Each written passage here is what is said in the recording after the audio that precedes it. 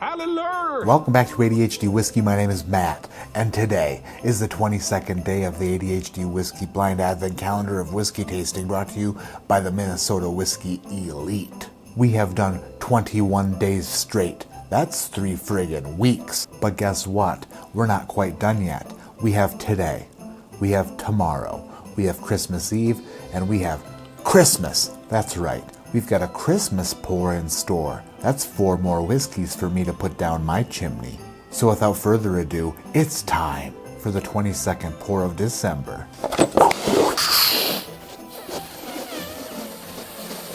Ooh, it's cold. It's a bit chilly, Billy. You warm it up like you're angry with it and you're demanding answers. Why are you so cold? What's wrong with you? Why won't you warm up? You will warm up. America. Okie dokie, the 22nd pour is poured, and now it's time to go to work. A bit light on color, you could say. This is a bit light on color, not exactly an extra dark whiskey. Pretty solid swirlability. It's really not putting up any fight as I give it the old SJ. Matter of fact, maybe it came here expecting an SJ, and I just gave in. I just let it have what it wanted. But is that such a bad thing? Isn't it maybe just nice to give in once in a while and give an SJ or accept an SJ that's being given? I think we should stop this SJ right before it's time. Right before it should end, I think we're going to stop it now. That's what I call edging. It's getting the whiskey around all edges of the glass so that it coats all edges. And then that way you can smell it better because it's covering everything. A good Christmas edging. Going for a nose on day 22.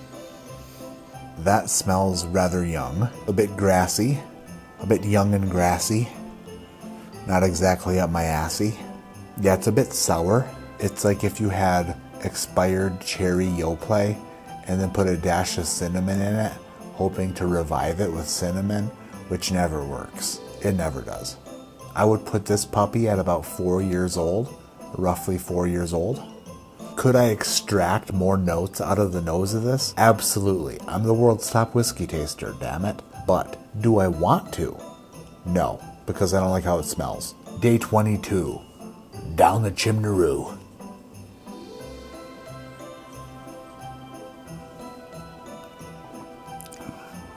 Huh. Well, that's a different breed of whiskey. That tastes almost like an Irish whiskey. That tastes almost like a high-proof Irish whiskey.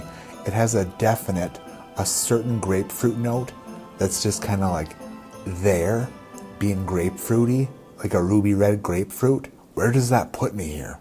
I have no idea what that could be. It tasted rather high proof, like 115 proof maybe. Wow, having tasted it, going back to the nose, a lot of the young notes have dissipated. It's like I tasted it and now my senses are just like completely untuned or fine-tuned. It's really hard to say. Did my senses get better after tasting it or get worse? It's kind of like driving around for 40,000 miles with a check engine light on, and then one day it just turns off.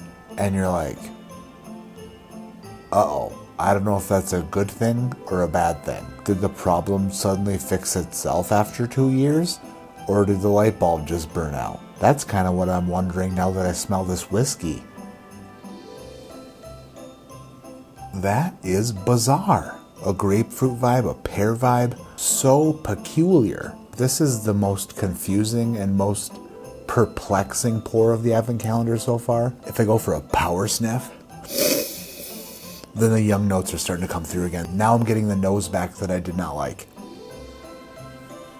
I think this is a relatively young whiskey. I'm going to say it's around 4 years old. The palate kind of threw me for a loop because I was getting some Irishy notes, some grapefruit that I don't typically get on a bourbon. But if I were to extract what I know about bourbon and extrapolate what I know about Irish whiskey and then strap on that information and then use that information and try to peg what I'm drinking here, I would maybe venture a guess that this is pot distilled. This could be a pot distilled bourbon. As far as a score goes, I don't think it's great, but I don't think it's bad. I would love to retaste and rescore this whiskey in the future, but today, on the 22nd of December, I'm gonna say it is pretty good to good. I'm gonna say it's a 6.9 on day 22. And on day 22, we were drinking.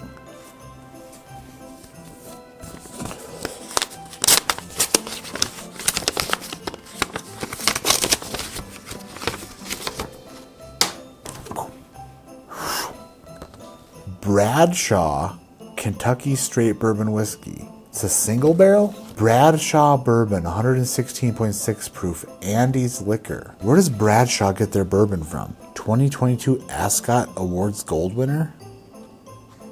No. Doubtful. Green River.